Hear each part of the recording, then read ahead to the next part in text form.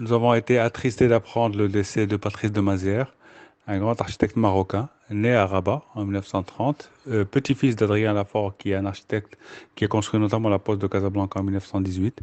C'est un architecte qui, à partir des années 60, a commencé à exercer associé à Abdeslam Faraoui. Donc, une des premières grosses agences marocaines, donc basée à Rabat. Ils ont beaucoup participé à la reconstruction d'Agadir. Donc toute cette épopée finalement assez pionnière du fameux premier gros projet du Maroc indépendant, premier gros challenge du Maroc indépendant, peut-être avec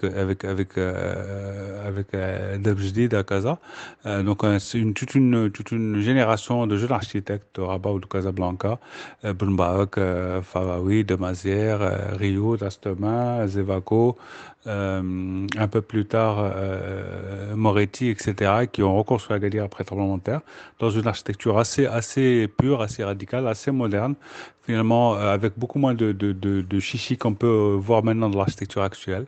Et une architecture qui est flirtée un peu avec le brutalisme pour s'affirmer complètement brutaliste à partir de la fin des années 60 et dans les années 70, donc auteur de beaucoup d'exemples de bâtiments qu'on connaît comme notamment la poste de la place Bandon, comme notamment énormément je rappelle que nous sommes dans un Maroc qui se construit et qui se construit notamment par ses équipements, donc énormément d'écoles, de collèges, de lycées, d'hôpitaux, de bureaux de poste, d'administration sont construits par cette génération d'architectes, dont de Mazières et Faraoui.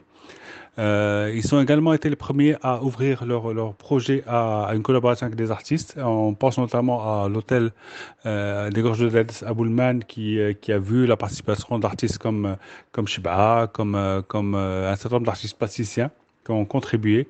On voit de moins en moins ça maintenant, comme Lehe ou d'autres. On voit de moins en moins maintenant des architectes faire appel à des artistes pour participer à l'élaboration des enseignes, de l'intérieur, du revêtement, de logos, etc. C'est également un architecte qui a eu le génie, ou en tout cas la clairvoyance, de remettre ses archives aux archives du Maroc. Donc c'est bien la preuve qu'il était d'ici, qu'il avait une fine connaissance et un grand amour pour ce pays-là. Il a donné ses archives aux archives du Maroc, donc plus des archives de plus de 300 projets. Donc c'est quand même un témoin de son temps qui part. Et donc avec lui, une page de l'architecture marocaine se tourne. Donc c'est un jour triste pour la profession.